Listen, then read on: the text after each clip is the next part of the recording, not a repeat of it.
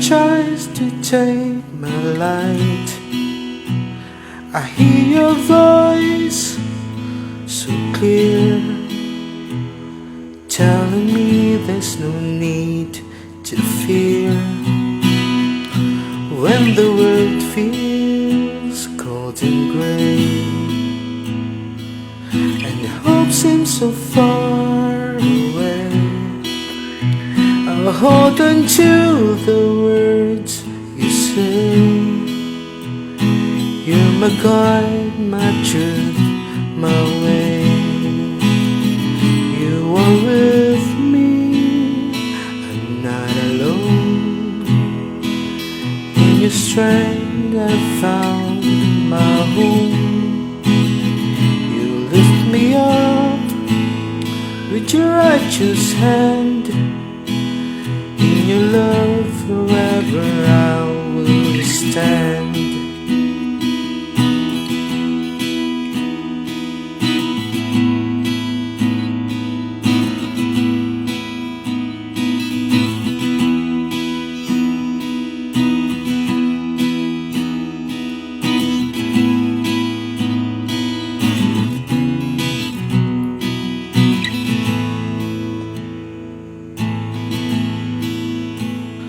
When my heart feels lost in pain, you bring peace like gentle rain. You're my friend, my closest guide. With you always by my side. Through the storms and trials I face, I find shelter in your grace. With each step you lead the way. In your arms will always stay. You are with me, I'm not alone. In your strength I found my home. Your righteous hand, in your love forever I will stand. In your secret place I stand, held by your love, safe in your hand. Your shadow hides me from all fear. With you, my God, I know you're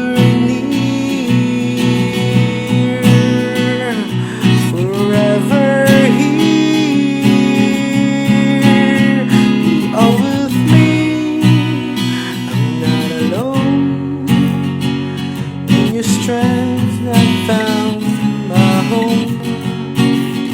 You lift me up with your righteous hand. In your love forever I will stand. In your hands I find my rest. In your love I'm truly blessed. No fear, no doubt take me down, for in your charge I wear my crown.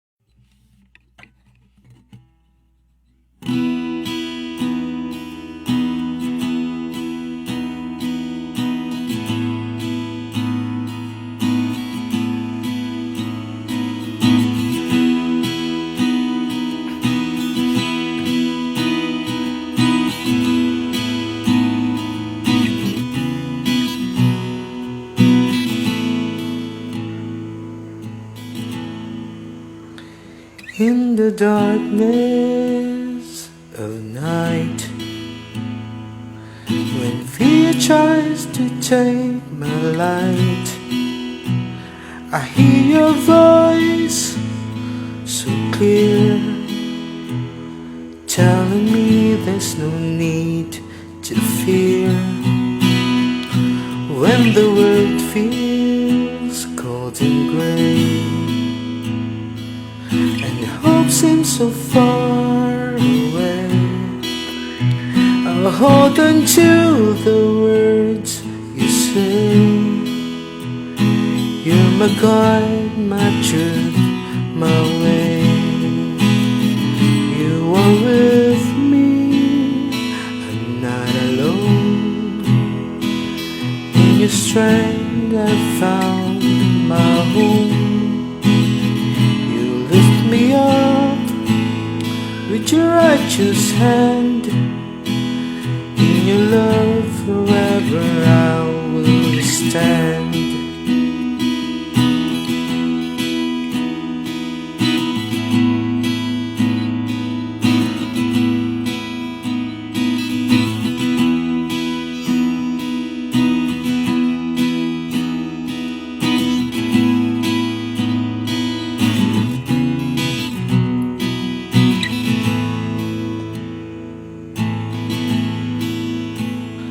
When my heart feels lost in pain, you bring peace like gentle rain.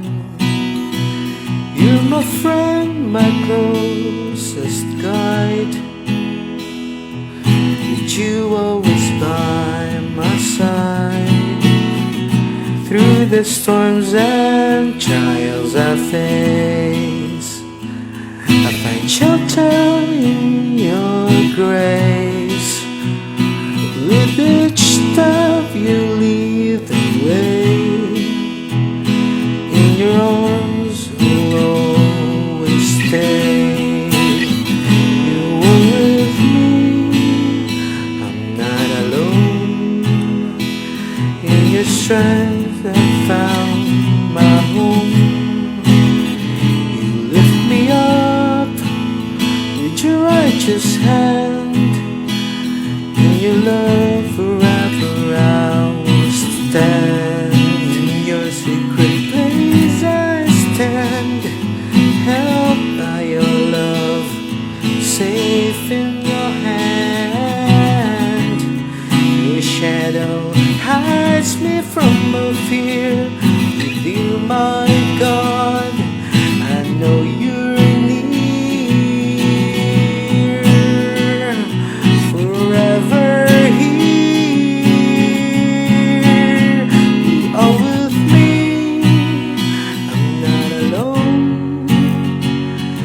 strength I found my home. You lift me up with your righteous hand. In your love forever I will stand. In your hands I find my rest. In your love I'm truly blessed. No fear, no doubt can take me down, for in your charge I wear my crown.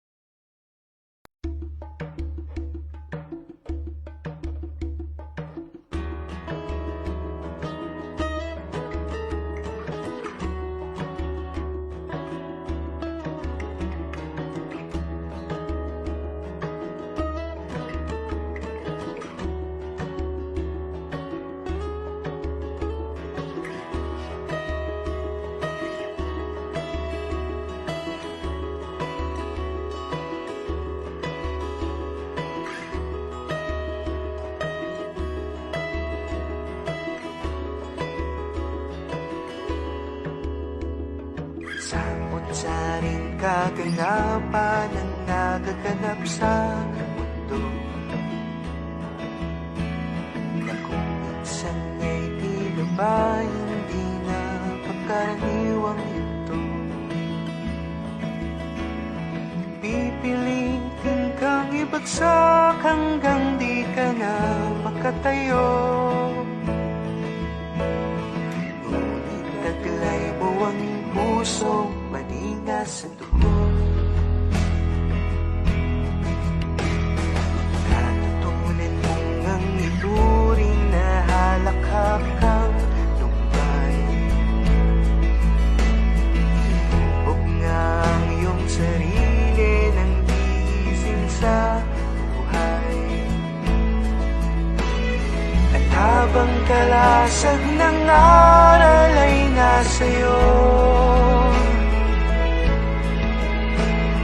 ang iyong mo ay magiging himig sa Diyos. Magagalak sa lahat ng batahin sa buhay, at ituturing na langit ang luhang malumbay. Pagkat ang kabisiko'y ikaw, O Kristong patnubay, at maghihintay hanggang langit ang magkulay.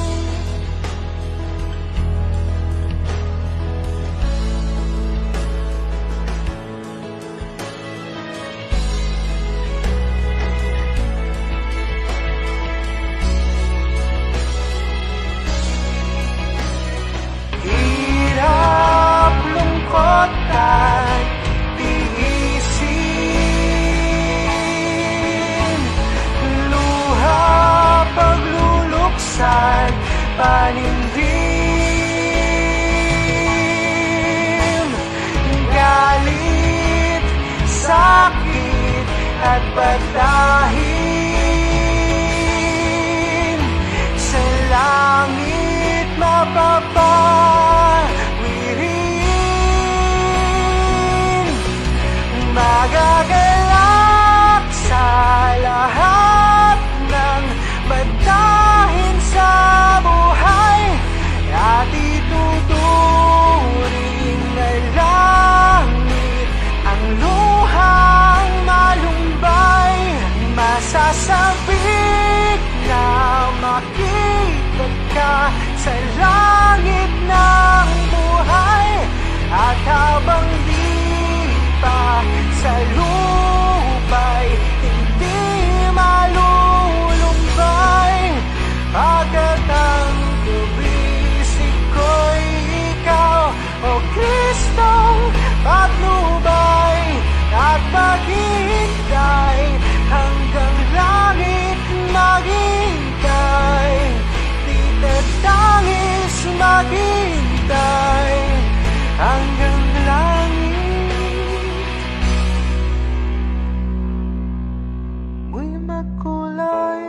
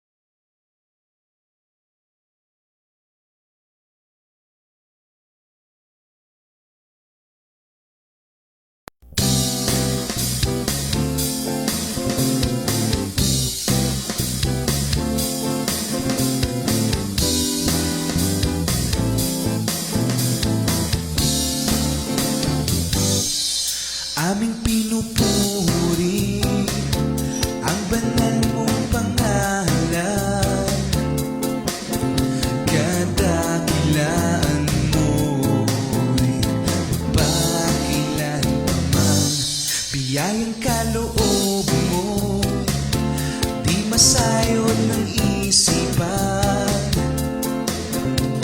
Ikaw lang ang Diyos na di mapantayan.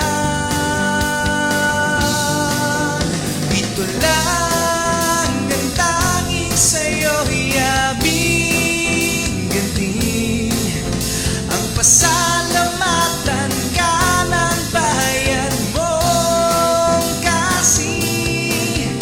Kagandang loob mo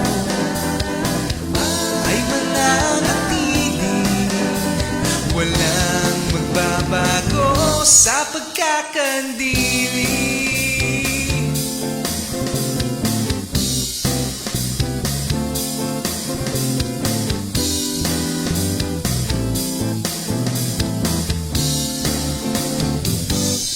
Patuloy ka namin naluluwalhatiin at pararangalan ng bagong awitin.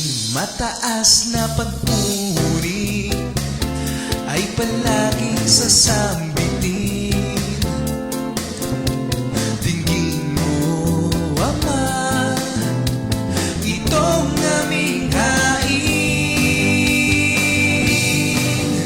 Ito lang ang tanging sa'yo'y aming ganti, ang pasalamatan ka ng bayan mong kasi.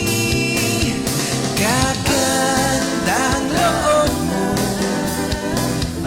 ay mananatili, walang magbabago sa pagkakandili.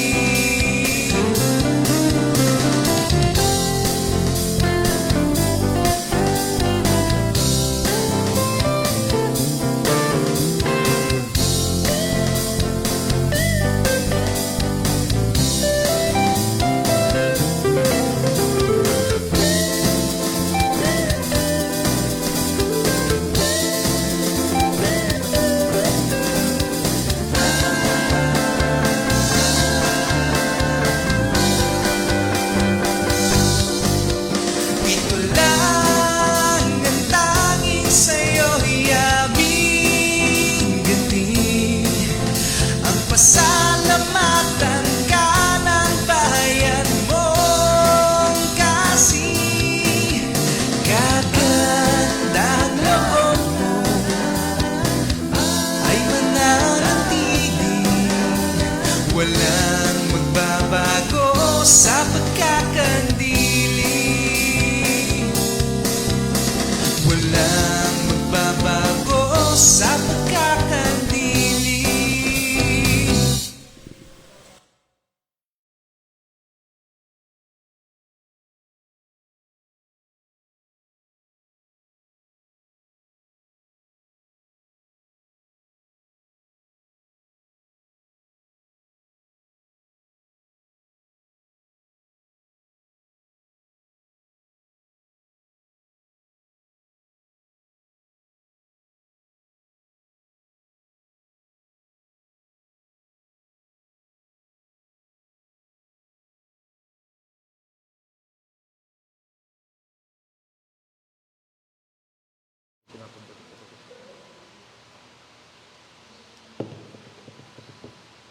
Hello, wala.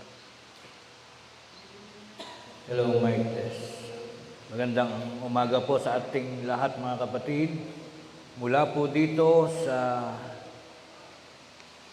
Bahay Sambahan, pangasiwaan ng Iglesia ng Diyos na Buhay ni Cristo Jesus, lokal po ng Sampaloc, San Rafael, Bulacan.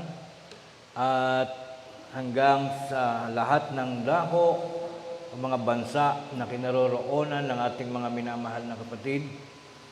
Maligayang araw po ng pakikipagkatipon sa ating lahat at maligayang araw ng pagsamba sa ating Panginoong Diyos.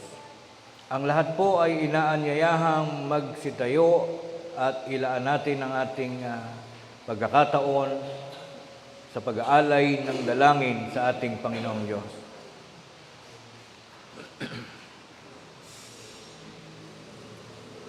Sa ating mga dako, damhin po natin ang presensya ng ating Panginoon. Ama naming Diyos na makapangyarihan sa lahat, sa mga sandaling ito, matapos po na maluwalhating lumakad at lumipas ang isa na namang linggong panahon na iyo pong muling pinuspos ng iyong mga dakilang mga pagpapala, mga pagkaligtas namin mula sa iba't ibang uri ng mga kapahamakan at mabibigat na mga suliranin ng buhay. Kaalinsabay din, Panginoon, ang patuloy mong pagpapadala sa amin ng lahat ng mga kasagutan, sa aming mga pangangailangan, sa pangangasiwa ng aming mga buhay. Dito po sa bawat dako na aming kinaroroonan. Narito po kaming muli, Panginoon, sa aming mga dakong pinagsasagawaan ng mahalagang gawaing ito na patuloy mo namang hinihintay at inaasahan mong muling magkikita-kita ang lahat po ng iyong mga tunay na mananamba sa pamamagitan ng mga kasiyahan at kasabikan na aming dala-dala ngayon sa aming mga puso. Aming lahat, Panginoon, ay nahandang maging saksi sa isang mahalagang gawain na patuloy naming itinataguyod habang kami po ay binibiyayaan mo pa ng mga pagkakataong taglayin ng aming mga hiram na buhay. Kami pong lahat, Panginoon, ay nagpapasalamat sa iyo dahilan sa pananatili ng aming mga abang kalagayan. Salamat po sa aming buhay na hanggang ngayon ay minamarapat mong hiramin pa ng bawat isa sa amin. Salamat po sa lahat ng mga oras, mga pagkakataon, mga gawain na hindi mo po nalimutang isagawa upang manatili sa aming lahat ang mga kaligtasan at mga pagkalayo sa iba't ibang uri ng mga kapahamakan dito po sa sanlibutan. Tunay po, Panginoon, na nararamdaman namin at nalalaman namin na muli na naman nagtaglay kami ng malaking pagkakautang na loob sa iyo, Panginoon. Sapagkat sa araw-araw, sa pasisimula pa lang ng umaga mula sa aming pagkamulat, ay kami binibiyayaan mo na ng lahat ng mga butil ng aming mga pangangailangan sa buhay. Lahat po ng mga bagay na may kinalaman sa patuloy pa naming pagkakaroon ng maunlad na buhay at ligtas na mga kalagayan. Alam po namin sa iyo po nanggagaling ang lahat ng mga bagay na ito. Kaya't maging sa paglipas ng bawat gabi, paglipas ng lahat ng araw na bumubuo sa isang linggo, ay amin pong itinuturing na napakalaking pagkakautang namin sa iyong banal na kalagayan. Sa amin po ngayong mga pagkakataon, ang aming mga buhay, wala po kaming nalalaman na iba pang paraan kung paano kami makapagbabayad sa iyo ng aming pong mga tinatanggap na mga biyaya.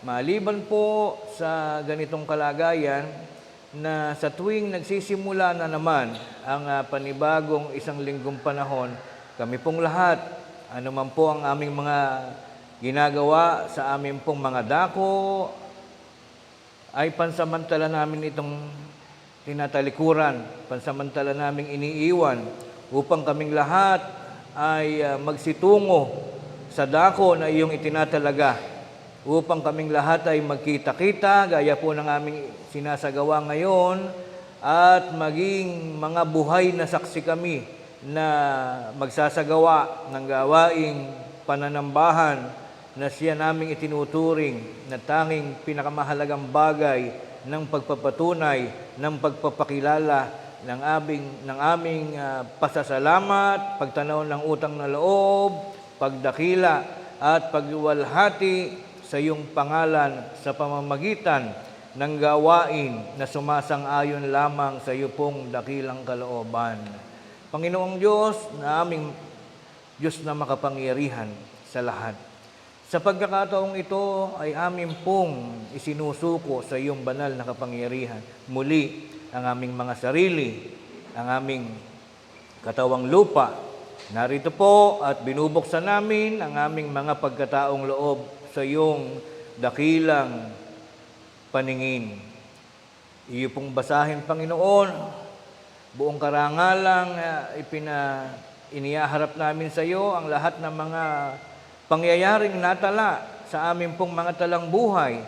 Saksi ang aming mga kaluluwa sa lahat ng mga tagpo o mga gawaing naganap sa linggong ito ng aming mga buhay, na kung saan kami po ay nagsikap, amin pong pinahalagahan ang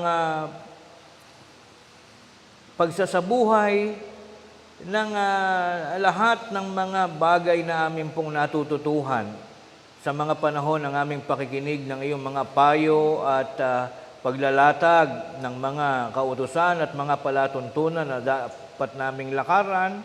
Hindi man po kami, Panginoon, lubos na naging tunay na napakamatuwid, ay amin po namang sinisikap na sa paglipas ng mga araw ay mas maraming mabuti ang aming nagagawa. Batid po namin na sa aming abang kalagayan, patuloy man naming sikaping maging tunay na napakatapat at napakamatuwid, ay karugtong pa rin ang aming mga kasaysayan, ang pagkaminsay, pagkasaksi sa marami pa rin mga pagkukulang at mga pagkakamali sa mga pagganap ng aming pong mga gawain sa araw-araw. Hindi kami lubos na nagiging tapat, gaya naman ng iyong pahayag sa isang kasulatan, na walang sino mang taong matuwid na nabubuhay dito sa lupa na kailan pa man ay hindi nagkakasala. At ito ang aming kasaysayan, Panginoon. Idinadalangin namin sa iyo ang aming mga kahinaan. Ipinagmamapo rin namin sa iyo, Panginoon, ang mga bagay na aming nagawang mabubuti, subalit hindi namin nalilimutan na lubos po namin ipakiusap sa iyong banal na kapatawaran ang mga pagkakataon ng aming buhay na kami nakalilikha pa rin ng mga pagkukulang, mga pagkakamali, mga kapintasan, mga bagay na maaaring aming nalilimutan o hindi pa rin tunay na naaabot ng aming mga pananampalatayang tinataglay. Tulungan mo po kami, Panginoon, na aming malinis ang lahat ng mga karumihan at mga kapintasan na taglay pa rin ang aming mga sarili. Ikaw, Panginoon, ang Diyos na buhay, na siyang tumulong sa aming lahat. Lingapin mo po sana kami ng iyong mga pagpapatawad at ng iyong mga paglingap.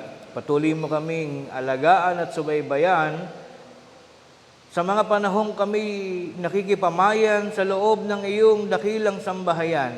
Mahalin mo po sana kaming patuloy, ingatan, at kami iyo pong lubos na tulungan at basbasan sa mga panahon ng aming mga buhay, na kaming lahat, bagaman magkakalayo ang aming mga kinaroroonan, ay kami po ay iyong pinipisan ng isang dakilang bendisyon na siya naming tinatanggap sa araw-araw, at nagiging sapat ito upang kami ay magkaroon ng inspirasyon na patuloy kaming magsigawa pa ng marami pang mga bagay na sumasang-ayon sa iyong dakilang kautusan.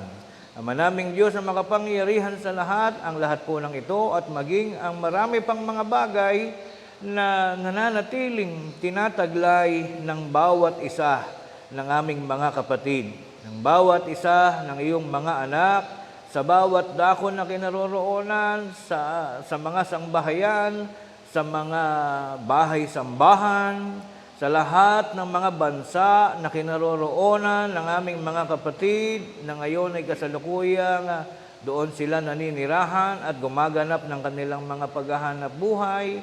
Umaasa, Panginoon, sa lahat ng iyong pagtulong at banal na bendisyon. At ang lahat ng mga bagay na ito ay amin namang pinasasalamatan patuloy sa iyong banal na pangalan.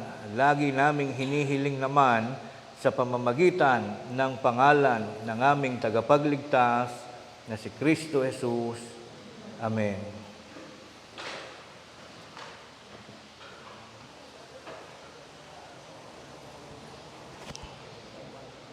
tayo po ay magsiupo sa ating mga dakong kinaroroonan, mga kapatid.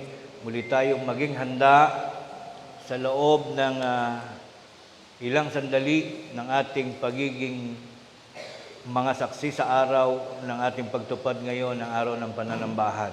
Maligayang araw na muli ang aking pagbati sa lahat po ng mga nakikinig ngayon, hindi lamang dito sa ating gawain dito po sa Bulacan. Binabati natin ang ilan nating kapatid na ngayon ay nakapanunghay sa Taguig at Parañaque, sa mga kapatid nating nakasama natin kahapon sa celebration ng anniversary sa distrito po ng Batangas. Hello po sa inyong lahat. At binabati din natin ang lahat ng ating mga kapatid mula sa iba't ibang mga lokal na ngayon ay nahahanda rin na gumanap ng kanilang pananambahan. Gayon na rin sa lahat po ng mga katulong nating ministro na naghahanda rin sa kanilang kanyang pagsamba. Binabati natin lahat ng ating mga kapatid na ngayon ay live streaming sa OFW group po sa ating Facebook group no site. Sa araw pong ito na ating huling linggo ng pagsasama-sama sa buwan ng Hulyo 2025, may dalawa po tayong naglalakip ng pasasalamat. Babanggitin natin ang pangalan, handog na pasasalamat ni Brother Ryan Andre Jumong Karandang dahil sa pagsapit ng kanyang ika-17 taong kaarawan noong July 22, 2025. Tingnan natin, baka meron pa tayo sa mga message.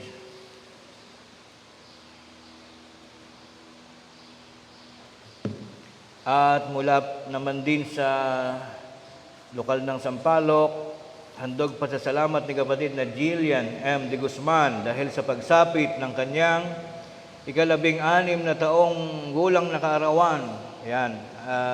Pasasalamat na rin ang kanyang buong pamilya dahil sa mga biyaya, pagpapala na ipinagkaloob ng Diyos sa kanila sa loob ng isang buong taon. Binabati natin ang happy birthday ang dalawa nating mga kapatid dito sa lokal na Sampaloc. At tayong lahat ay nakikiisa sa kanilang pasasalamat sa Diyos. Okay, tayo po ay dadako na sa pag-aaral ng ating paksang itinalaga. Maging handa po tayong lahat sa bagay na ito. Ang paksa pong ito ay aking pong ginawa noong 2020. 5 years na po siya ngayon.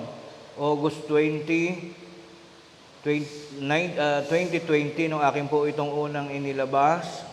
At ngayon ay ating re-reviewin para sa last Sunday of July 2025. Ganun po pala kabilis lumipas ang panahon.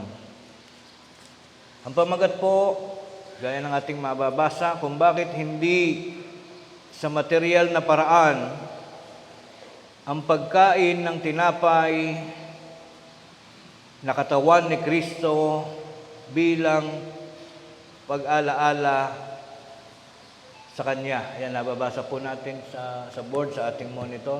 Ano po ba ang layunin natin ng paglalabas ng paksang ito? Ang ating paksa, kahit kailan, ay hindi po naglalayon na mamintas o manira ng mga gawain o patakaran na isinasagawa ng ibang mga relihiyon. Tayo po ay aware. Alam natin yung nagaganap sa iba, yung pong pagkain, yung may kinalaman sa gawain ng pagkain ng tinapay in connection with their own activities in their own religion. Aware po tayo na mayroong relihiyon, kumakain ng tinapay pag sumasamba, pag sumisimba, yung pong bilog na tinapay, kung tawagin ay otsa. So, wala po tayong against. Ang ibig sabihin lang po natin, kaya natin ito pag-aaralan, this is just some sort of a defense. Actually, tayo ang dumidepensa. Kasi may nagtatanong, ba't kayo pag tayo sumasamba, wala tayong otsa, wala tayong tinapay? Hindi natin ito kaya pinag-aaralan ay para pagtawanan o pintasan ang ibang gumagawa nito, kundi maaaring maging sa inyong kapamilya, mga anak, o maaaring kayo mismo sa inyong sarili, natatanong kayo, bakit sa ating gawain ng pananambahan wala tayong pagkain ng tinapay, pagkain ng otya, sapagkat ito raw ay ipinagtagubilin ng ating Panginoong Jesucristo bago siya pumailan lang na ang sabi ni Kristo ay ang pagkain daw ng tinapay na kanyang katawan at ang pag-inom ng katas ng ubas na itinuturing na kanyang dugo ay dapat daw ay isagawang palagi dahil ito ay paraan ng pag-alaala sa ating Panginoong Jesucristo. Ang isa rin pong samahan, if I may say, totoo naman ito, ang iniiwasan ko pong sabihin sa dito po sa tinatawag na naka-public po tayo ngayon, online public activity, yung hindi totoo. Kahit naman po kayo, I challenge you mamaya-maya o kahit po ngayon, itanong niyo po sa internet. Ang uso po ngayon yung ChatGPT. You can ask anything about anything on ChatGPT. Tanong niyo po ngayon, sinong relihiyon ang nagsasagawa ng tinatawag na Santa Cena? Santa Cena, salitang Kastila, ang ibig sabihin yan ay Last Supper o huling banal na hapunan. Actually, Santa is banal. Cena, banal na hapunan. Naganap po yan sa ating Panginoong Jesucristo at lahat ng kanyang apostol. Ang INC o ang Iglesia ni Cristo po ay nagsasagawa nitong Santa Cena. Tanungin niyo po mamaya sa internet paano ito isinasagawa. Mahirap po kasi naririnig niyo na sa akin, baka akala niyo ako'y namimintas lang o nagkukwento lang ng mga imbento kong mga pangungusap. Mahalaga yun, nagse-search din tayo para natututuhan natin yung mga dahilan kung bakit tayo nananatili sa atin. Marami kasi mga kabataan, pag umunlad na mga kaalaman at hindi naman nalalaman kung ano dahilan bakit tayo nandito, ang laging nasa isip niyan, aalis ako dito sapagkat walang kwenta rito. Hahanap ako ng magandang religion. Tayo, para tayong kumbaga sa sasakyan, ay para tayong lumang model. Hindi mo mailabas. Kumbaga sa sasakyan ay para bang tayo ay kolorum, para nakakahiyang gamitin. Para tayong bisikleta ng hapon nung araw kung tawagin ay diskanso. Wala na po nun. Nagkakaroon tayo marahil ng pakiramdam na para bang tayo mairaos lang. May masabi lang na relihiyon, tayo ay nagtsatsaga dito sa ating pagsasama-sama. Ang ating pag-uusapan sa araw na ito, isang dahilan kung bakit maipagmamalaki natin na tayo pala ay nakapag-iisip pa rin ng mahusay. Sapagkat ito po ay simpleng bahagi ng kasulatan na marami po ang nagkamali. Iisipin mo ba naman, gaano karami yung miyembro ng mga relihiyong binanggit po natin. Dito po sila nagkamali. Ang mabuti po basahin natin kung anong talata sa Biblia ang naging dahilan kung bakit may nagsasagawa tuwing nagmimisa, kumakain sila ng tinapay na bilog. Kasi nagkaroon sila ng improvised na tinapay kasi nung araw, kailangan malalaking tinapay yung dala-dala nila.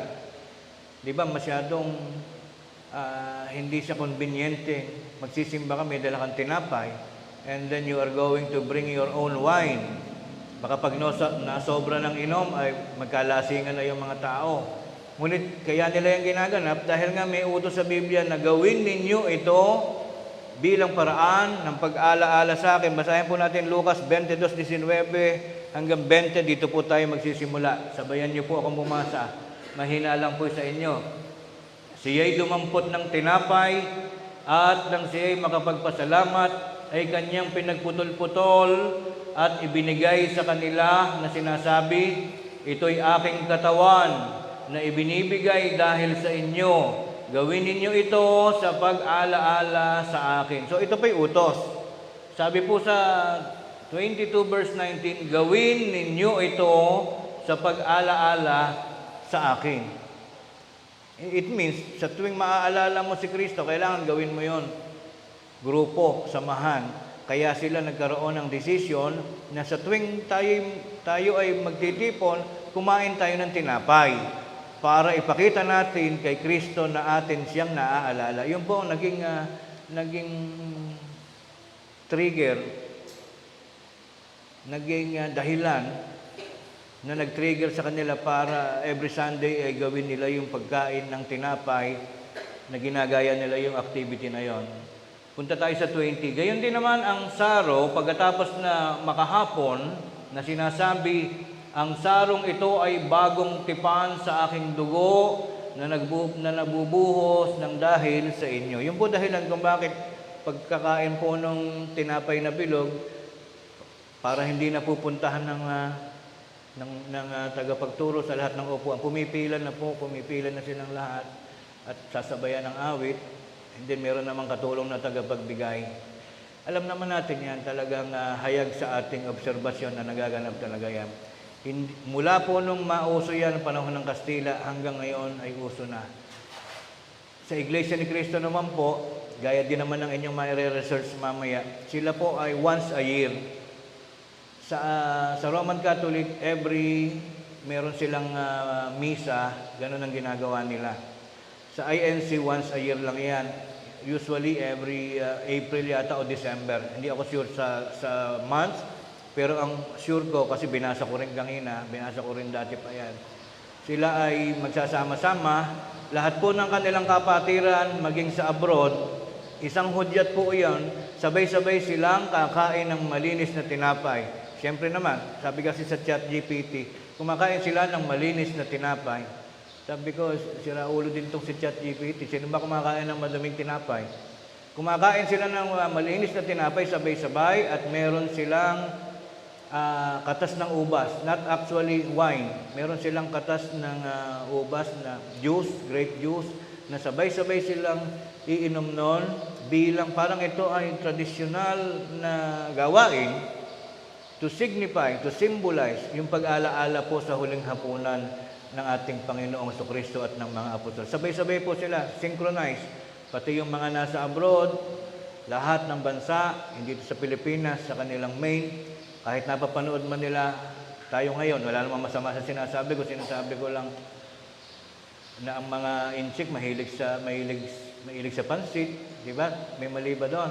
Sila naman ay nagsasagawa ng Santa Cena, kumakain ng malinis na tinapay at katas ng ubas. Sino na po nakapag-search ngayon? Mamaya po i-search nyo para hindi tayo mapagbintangan naninira. So, ibig sabihin, sila din ay ginaganap nila ito sa material na paraan. Kailangan meron silang hawak na material na tinapay at material na juice. Ang tanong, bakit tayo wala? Paano natin ito ididepensa? Paano natin ididepend? Kasi kung ito ay talagang tunay na mahalaga, kailangan gawin din natin.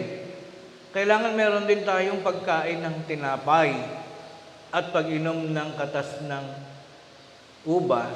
Dahil pag hindi natin ito ginawa, lilitaw, kulang ang ating paglilingkod.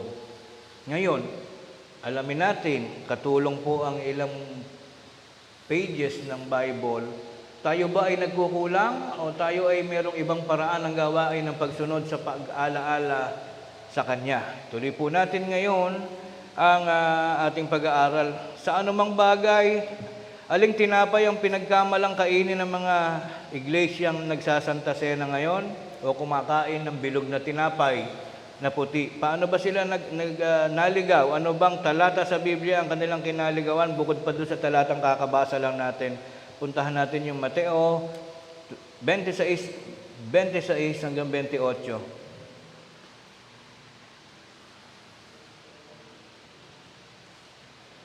Lampas, ayan. Samantalang sila'y nagsisikain ay dumampot si Jesus ng tinapay, pinagpala at pinagputol-putol at ibinigay sa mga alagad. At sinabi, kunin ninyo, kanin ninyo, ito ang aking katawan. Yun yung actual na pangyayari na mahirap gayahin. Kasi natural lang na material yun kasi andun si Kristo, kumakain sila, natural na yung kakainin nila ay material na tinapay. 27, at dumampot siya ng isang saro at nagpasalamat at ibinigay sa kanila na nagsasabi, magsiinom kayong lahat diyan. 28, sapagkat ito ang aking dugo ng tipan na nabubuhos dahil sa marami sa ikapagpapatawad ng mga kasalanan. Madalas natin yung naririnig pagka tayo ay aksidenteng napapasama sa mga misa. Sa mga trabaho kasi, may mga offices, agency, especially sa mga government agencies, magugulat ka na lang, nag-birthday yung inyong boss, may kasamang pamisa. So hindi ka naman lalabas na, manonood ka na, wala namang masama sa manood, di ba? So nasasaksihan mo yung after nung homily, after nung misa, meron silang pagkain ng bilog na tinapay. It was just an observation, hindi naman masamang mag-observe. Dahil ang kanila namang ginagawa is godly activities. Kaya lang natin ito sinasabi, talagang naobserbahan natin na hindi lang tayo nagchichismis. So saan po naligaw ang mga tao? Doon sa pangyayaring si Kristo ay gumanap ng espesyal na hapunan na kung saan ay kumain ng material na tinapay at ang sabi ay gawin ninyo ito. Kaya naligaw po yung mga tao dahil may tagubilin si Kristo na gawin ninyo ito upang ipakita ninyo na kayo'y umaalala sa akin. Ang ating pagpapatuloy,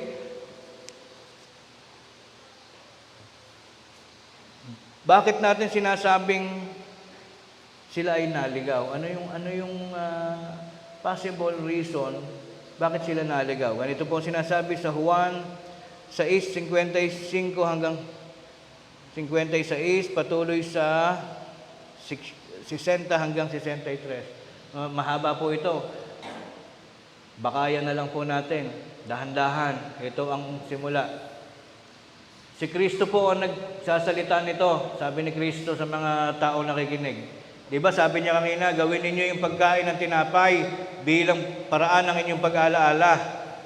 After noon, ito sinabi ni Kristo, sapagkat ang aking laman ay tunay na pagkain at ang aking dugo ay tunay na inumin. Giving emphasis on this particular statement, dito pa lang malilito ka na. Kung ikaw ay may lahing aswang, ano maiisip mo dito? Ipinakakain ni Kristo yung sarili niyang katawan. Di ba? Malilito ka kung paano mo i-take for granted. Am I going to take it as material statement or what? Kasi pag sinabi mo ang aking katawan, tunay na pagkain, parang paglabas ni Kristo siguro baka sunggaban niyo, parang cannibal yung mga tao na kakainin. Mahirap talaga intindihan, the best way to escape this confusion para makaiwas ka sa malito ka, magda-divert ka.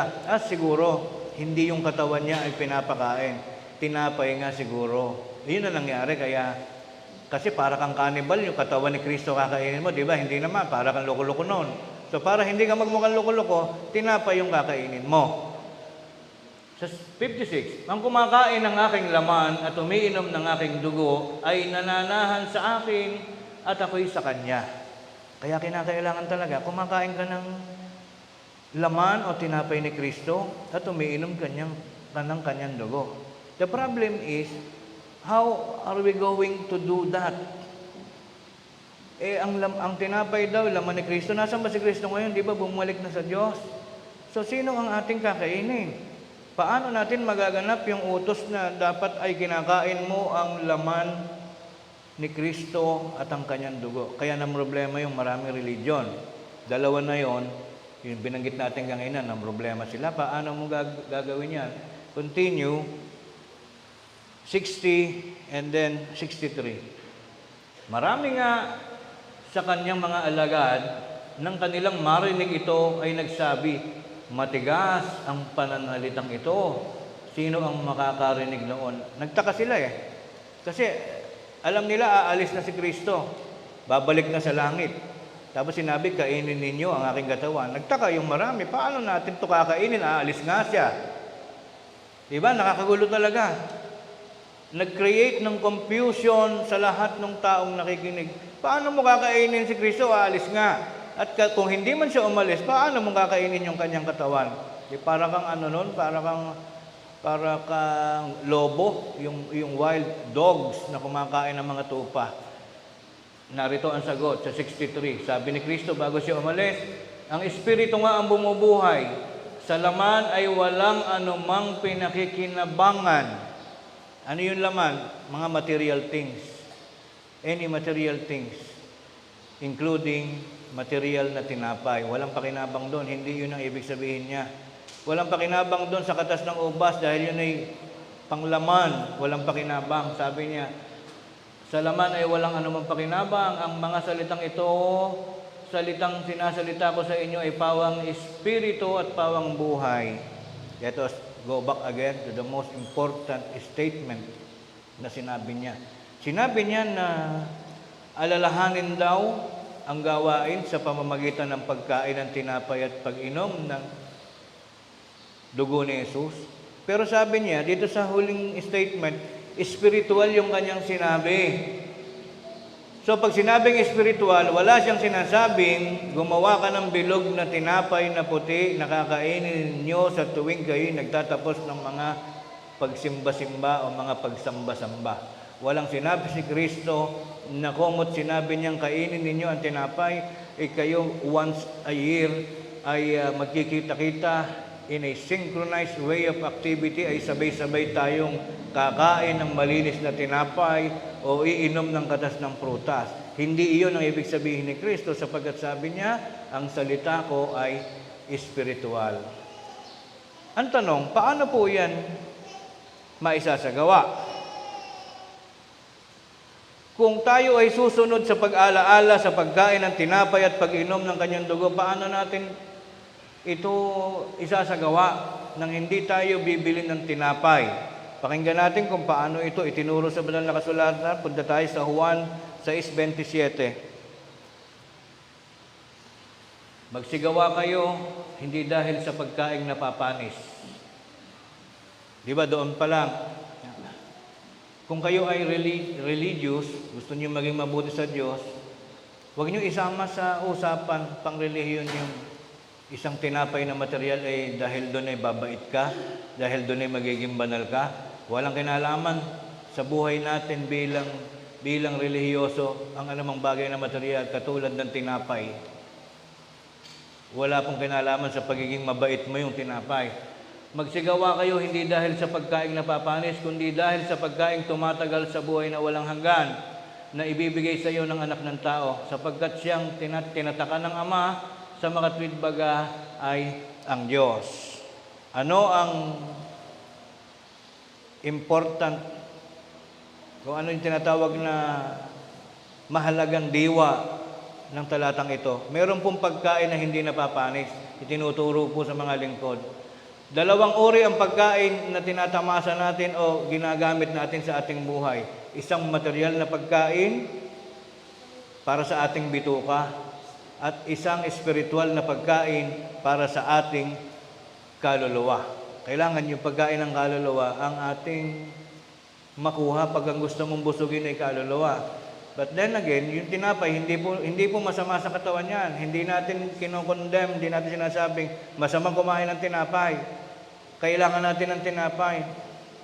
Sa ibang bansa, mas gusto nila yung tinapay kaysa sa kanin. Dito lamang sa atin, dito sa Pilipinas, mas gusto natin yung bigas. Diba? We eat a lot of rice, konting ulam lang. Kasi yung ating bituka walang mata. Inuuto natin yung ating bituka kasi sa Pilipinas mahirap ang buhay. We eat 70% of rice and only 30% ng ulam. Ang usapan dapat mabusog yung bituka. Kaya ang nangyayari, mas maraming bigas, full of carbohydrates. Ang nangyayari, pag hindi ka naman nagkikilos, hindi ka pinawisan, tumataba ng tumataba. Lumalaki na lumalaki ang tiyan, katulad namin.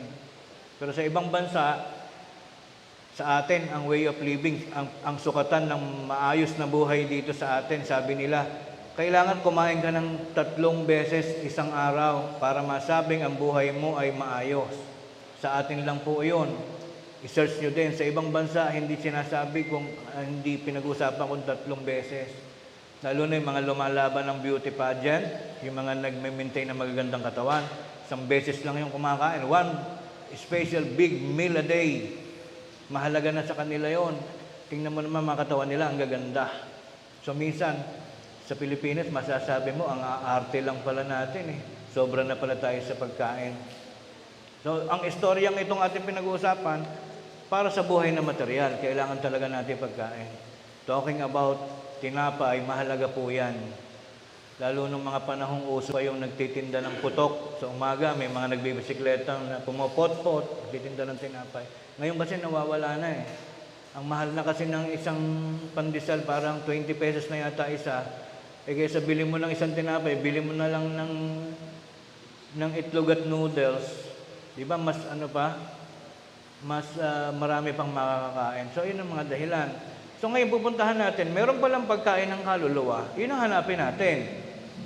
Para at least convenient sa ating sambahan, you don't need to bring those material kinds of food like tinapay, you don't need to bring the juices. Hindi na masyadong messy yung ating simba-simba. Ano po? Hindi mo na kailangan magdala pa ng tinapay.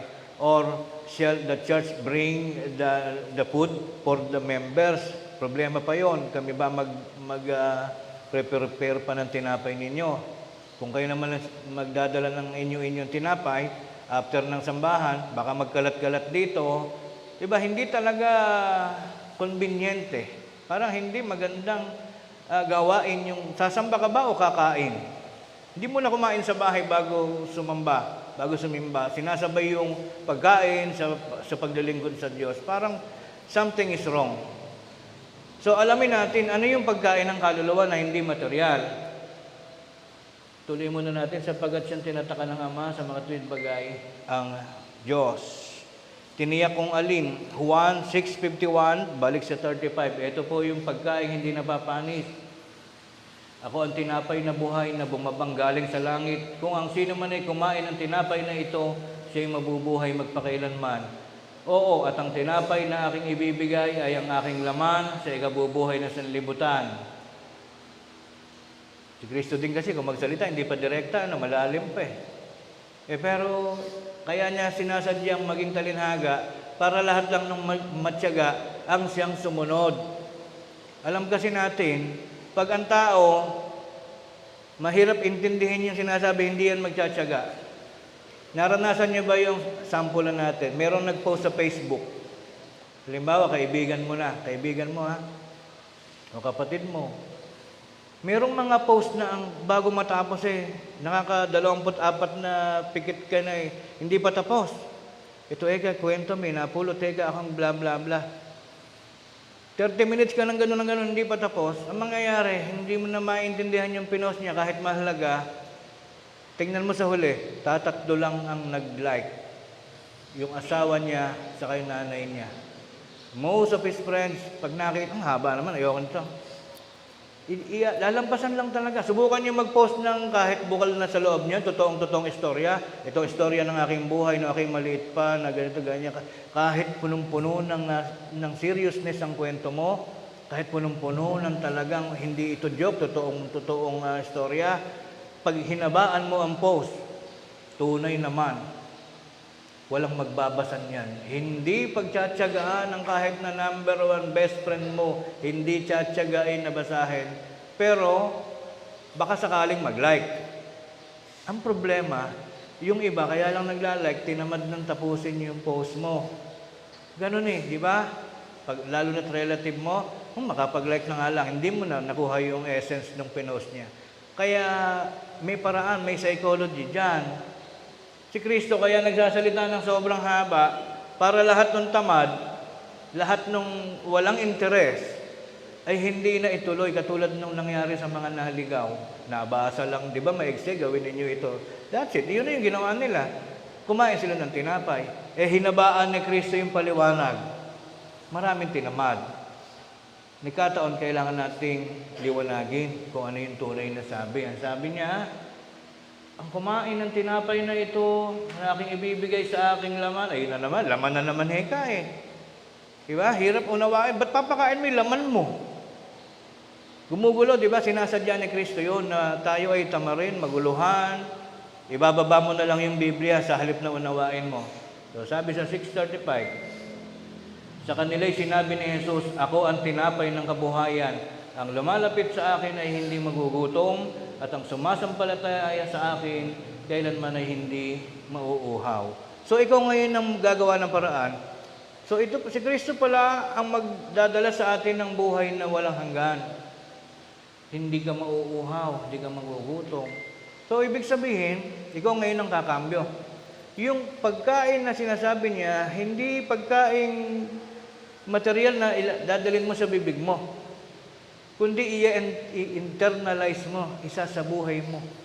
Hindi naman kung mo sinabing kainin ay ipapasok mo sa bibig. Ang ibig sabihin ng kainin, put it into your life, internalize, isa buhay mo. Yung mga batas ni... Paano mo i-internalize si Kristo? As a body? As a person? No. Sino ba si Kristo sa ating buhay? Yung kanyang mga doctrines, yung kanyang mga aral, ipasok mo sa katawan mo. Ano yung sinabi ni Kristo? Meron siyang bahay, sabi niya, siya ang pintuan, siya ang daan. Meron siyang sinasabing magkaroon kayo ng 3 mahalagang bagay, ang pag-asa, pananampalataya, at ang pag-ibig. Sino ba may sabi no? Si Kristo. Yun ang kakainin mo, i-internalize mo, i-visualize mo, i-apply mo sa iyong pagdadala ng buhay, everyday. Yun po yung sinasabing pagkain ng tinapay na magdudulot sa atin ng masayang buhay na kung saan hindi ka magugutom. Yung hindi magugutom, may spiritual na naman ang dahilan nun. Kasi sometimes, a lot of times, tayo nagugutom din, di ba? Hindi naman lagi tayong meron. May chances na talagang gagawa ka lang ng paraan para hindi magutom. Hindi naman automatic yun. Sabi ng iba, pag nakita mo ang tunay na relihiyon, yayaman ka, uunlad ka, suswertihin ka sa negosyo. Hindi po, walang kinalaman po yung negosyo sa matinong relihiyon. Kahit nga walang relihiyon, maganda negosyo eh. Di ba? Uso ngayon yung smuggling ng sigarilyo, yung RGD, kung saan man lupalop ng Pilipinas ka pumunta, meron ng mga sigarilyo palusot ng mga smuggler. Ang yayaman nila, dahil yung mayaman, di ba? Kung ang sukatan eh, pag matino ang religion mo ay yayaman ka. Hindi totoo yun. Kahit walang relihiyon, kahit mali ang religion, may pag-asa kang yumaman.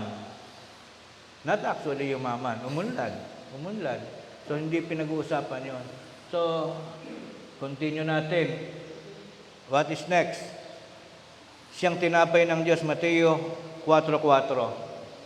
Datapot siya sumagot sa sinabi na susulat, hindi sa tinapay lamang nabubuhay ang tao, kundi sa bawat salitang lumalabas sa bibig ng Diyos. So pinagtawanan po ni Kristo yung mga taong nagsisimba o sumasamba ng kumakain pa ng tinapay. Dahil ang sagot niya, tiningnan niya ni Kristo yung mga tao. Ano ginagawa niyo? May tinapay pa kayong kinakain dyan sa tuwing kayo nagsisimba.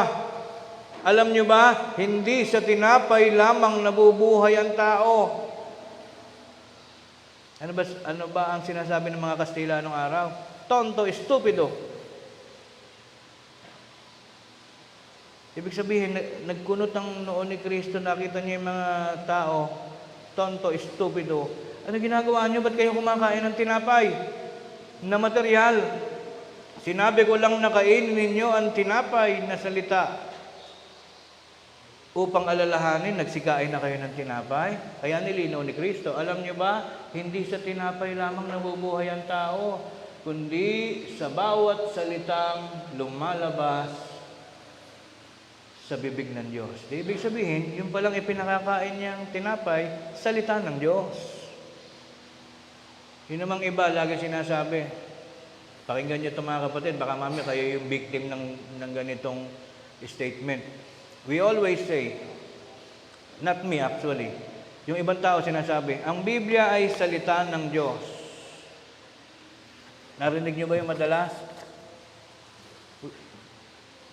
Many people say, ang Bible ay salita ng Diyos. But actually, that is wrong. Mali po yun. Hindi lahat ng salita na nasa sa Biblia ay salita ng Diyos. May salita dyan si Judas, may salita dyan ng Diablo, may salita si Simon. Yung story natin the other week, sino yun? Yung manggagaway. Sabi niya, pabili nga ng posisyon. Bibiling ko yung pagiging apostol dahil naiinggit ako sa inyo. Salita ni Simon yun. Maraming beses nagsalita ang Diablo. What is my point? Huwag nating sasabihin na ang Biblia ay salita ng Diyos. Not at all. Not always. There are some pages in the Bible na salita ng Diyos. Ang iba, salita ng propeta, salita ng manghuhula, salita ng mga personalidad, salita ng mga ebanghelista, salita ng tao, salita ng gobernador, salita ni Paraon. Napakaraming nagsalita dito sa Biblia. Kaya ang tawag dito, ebanghelyo. Dito sa modern days, ebanghelyo. Yung ibang tao minsan nadudulas lang. Ang Biblia ay salita ng Diyos. Not actually. May mga salita ang Diyos na nakasulat sa Biblia at salita ni Kristo. Yun po yung sinasabi ni Kristo. Pahalagahan natin yung salita ng Diyos. Let us internalize it always.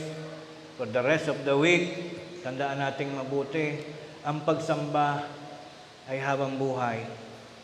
Ang pakikipagkatipon ay every Sunday. Minsan nadudulas din tayo, nagkakamali tayo. Sasamba ka ba? Sasabihin naman ng iba, oo, next week na ako sasamba. Mali pala yun. Ang pagsamba is through the rest of our lives. Hindi lang Sunday. Buong panahon ng ating buhay, sumasamba tayo sa Diyos. Sumasamba tayo kay Kristo kahit anong oras, kahit anong araw.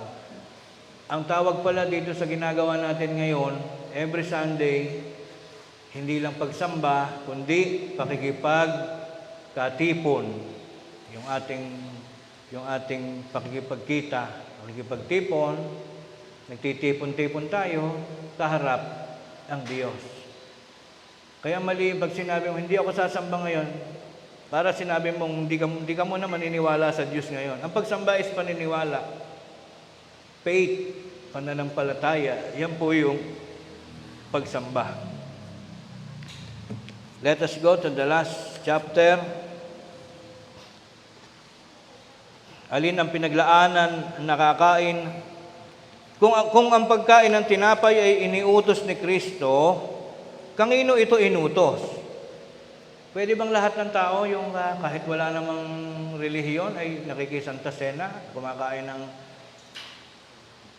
Di ba, maobserbahan mo sa mga church, magsisimba, yung kapitbahay mong hindi naman mahilig magsimba-simba, pag birthday, magsisimba, punta sa Quiapo, magsisimba, kakain ng tinapay doon. Maitanong nga natin, ito bang pagkain ng tinapay ng Diyos, ay kanino ba ito iniutos? Pakinggan natin, Juan 21:15 hanggang 16, sa nalalapit natin pagtatapos po.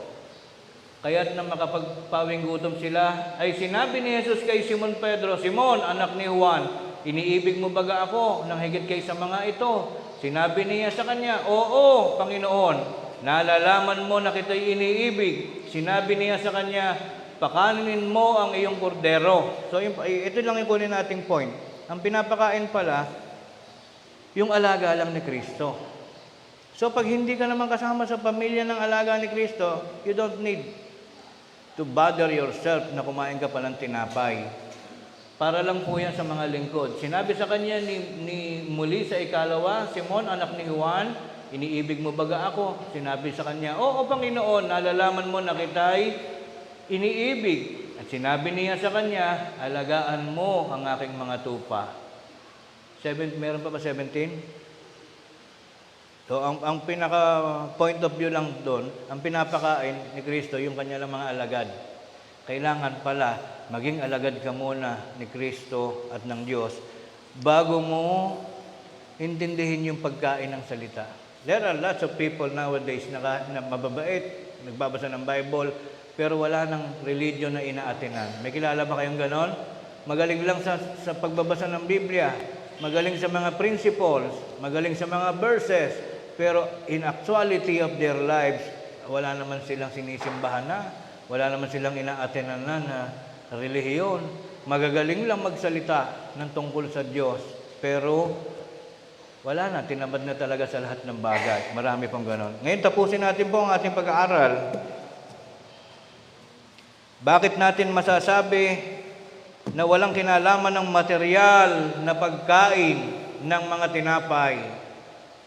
Kahit ilang beses ka makakain ng otsa o yung sa isang religion na sinasabi natin, may magagawa bang buti sa kaluluwa yung pagkain mo ng malinis na tinapay at ng katas ng ubas? O kung habang ikaw'y nabubuhay, paulit-ulit mo itong gagawin, may mahilig pa ba ang Diyos ngayon sa mga material things? That is why during our prayer at the end of our Mass, we use this material thing. Yung di ba may abuloy tayo, na lagi nyo naririnig. Ito po yung aming nalalaman na bagaman bagay na material, hindi po ikaw ang tunay na gagamit nito, Panginoon. Kundi ito'y aming inihandog sa iyo bilang samyong kalugod-lugod na makararating nawa sa iyong kinaroroonan upang ito'y maghatid ng kapahintulutan. Nabayaan mong ang mga salaping ito na aming tinitipon, magamit sa mga proyekto ng iglesia, sa mga pagtulong sa mga kapatid, etc., etc. We admit that yung abuloy, material thing, yung material. Pero iyon, ano magagawa natin? Iyon, doon magdadaan yung handog para magamit sa pakinabangan ng mga kapatid. At pinapaalala pala natin, nire-remind pala natin mga kapatid natin, hindi na po dito sa Sampaloc gagawin yung pasalamat po ng August 9 sapagkat nagkaroon tayo ng problema sa accessibility po ng daan. Baka sa araw na yon ay mahirap mag-parking. Kinausap na po natin yung mga kapatid sa lokal ng Santa Maria, Bulacan. Tutuwa naman sila. Siyempre, hindi sila aalis eh. At maging sa Tungkong Mangga. At yung isang lokal pa nating kasabay na nagse-celebrate lokal ng Parañaque City, ay doon na po tayo pupunta. Doon na rin natin dadalhin yung ating ibibigay na ban para sa bayan ng Cavite. Dadalhin na muna natin pagpunta doon. Kukunin na nila yon. Problema natin pag-uwi. Pero pag-uusapan natin yan kung paano tayo... papahati din tayo sa kanila ulit dito. Kasya doon ang mga 20. Tapos dalawa pa yung sasakyan. Marami naman sasakyan dito. Yung iba, mga kapatid na nakapanood ngayon, kung gusto niyo po na makarating, you are all invited. Sa lahat po ng lugar, ang patakaran naman po natin, especially dito sa 3 lokal, kahit saan ganapin, bring your own food. Ano po, para wala tayong mapabigatan ng mga lokal na kung mas gusto natin, to make it more convenient for all of us, just bring the money, then after the Mass, go to Jollibee, go to McDo. Yun ang pinakamagandang gawain. Problema lang, hindi papatalo yan si Bradley Boy at saka yung mga kapatid dyan sa Santa Maria. Laging nagpapatay ng 12 baboy. Kaya mahirap makipagpaligsahan dyan. Anyway, yun po yung mga huli. Bakit hindi na mahilig ang Diyos sa material na bagay? Patunayan po natin, ayaw na ng Diyos ng material. Kahit tinapay, wala nang kinalaman sa buhay na walang hanggan ng tinapay. Hebreo 10:5.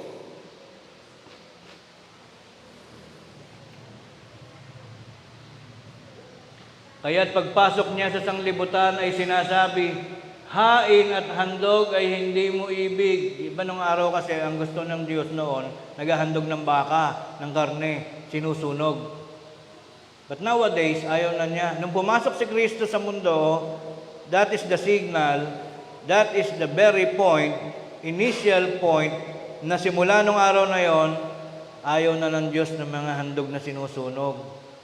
Ayaw na niya nung baka na dadalhin mo sa sambahan, ay kakatayin mo dahil po, Panginoon, nagkasala po ako bilang kapalit po ng aking kapatawaran. Nung araw, ganun ay inaalay ko po itong napakatabang baka at aking pong susunugin.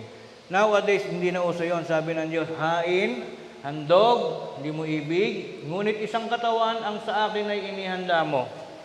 Sa itaas ay sinasabi, mga hain at mga handog na susunugin buo, mga haing patungkol sa kasalanan ay hindi mo ibig. Yun yung pagkakaiba. During the days of Moses and Abraham, Jacob, uso noon yung handog, mga karne sinusunog. Nabuisit na ang Diyos. Abot ang dala nyo ng baka, yung katampalasan naman na ginagawa ng tao, hindi naman natatapos. Naglipa na pa rin ang pagsamba sa Diyos-Diyusan. Sabi ng Diyos, tigilan na yung handog-handog ng pagkain na yan. Anything that is connected to those material kinds of offerings, ayaw ko na yan. Ayaw na ng Diyos ng mga activities, mga ritual, katulad ng pagkain pa ng mga tinatinapay, obsolete na yun. That's no more effective. Wala nang efficiency yun sa Diyos. Ang sabi niya, patungkol sa kasalanan ay hindi mo ibig at hindi mo rin kinalulugdan. Nalulugod ba ang Diyos sa mga material na bagay na handog? Sa tinapay na bilog, tinapay na puti, o yung katas ng ubas? Hindi na siya nalulugod doon. Mga bagay na inihahandog ayon sa kautusan.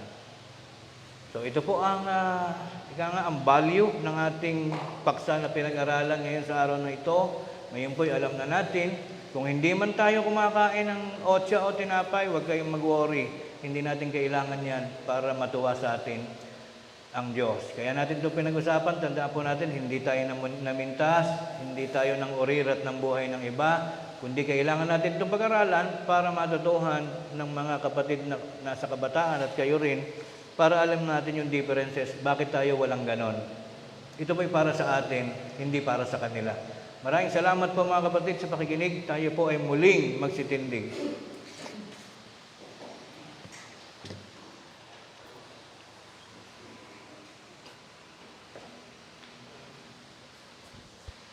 Panginoon naming Diyos, amang makapangyarihan sa lahat, maraming salamat po sa mahalagang pagkakataon na binubuo ng pagsasama-samang ito. Salamat din po sa mahalagang paksa na patuloy na nagbigay sa amin ng kaliwanagan kung paano namin patuloy pang dadalhin ang aming pananampalataya kaugnay ng aming pagdadala ng buhay.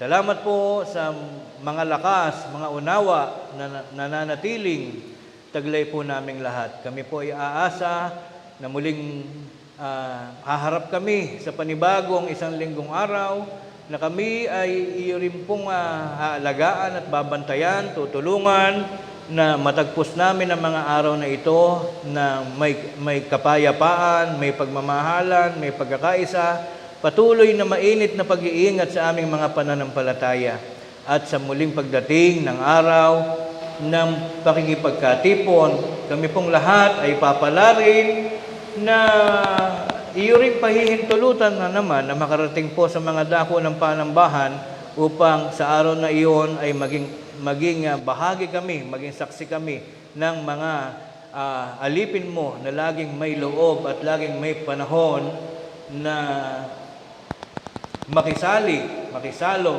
sa pagkain ng iyong mahalagang tinapay, ang iyong mahalagang salita, at ang kasaysayan ng pag-agos ng dugo ng katawan ng aming Panginoong Jesucristo na sumimbolo sa pagtubos sa mga kasalanan ng lahat ng taong sumasampalataya sa Kanya. Ang mga unawang ito, Panginoon, ang naging mahalagang layunin ng mga pag-aaral na amin pong ginaganap sa tuwing kami gumaganap ng mga pagtitipon. At kami po'y umaasa, Panginoon, na maraming pagkakataon pa magaganap ang ganitong mga uri ng gawain. Kami po'y umaasa na hindi mo po kami pababayaan. Kaya't sa pagkakataong ito, kami po'y nagpapasalamat sa iyong pangalan.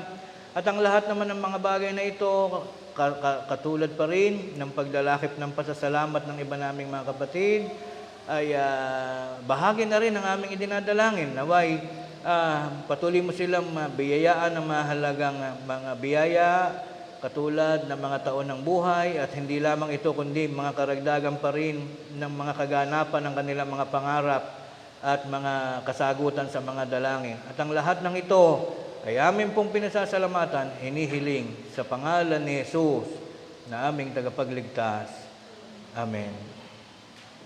Pumarito po yung kapatid na nagpasalamat.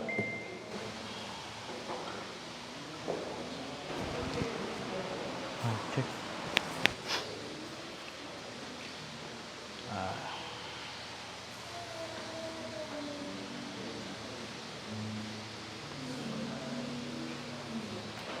Sa bisa ng karapatang minsang pinagkatiwala ng Diyos sa kanyang kinakasangkapang mangaral, naway tanggapin natin ang basbas ng kanyang pagpapala.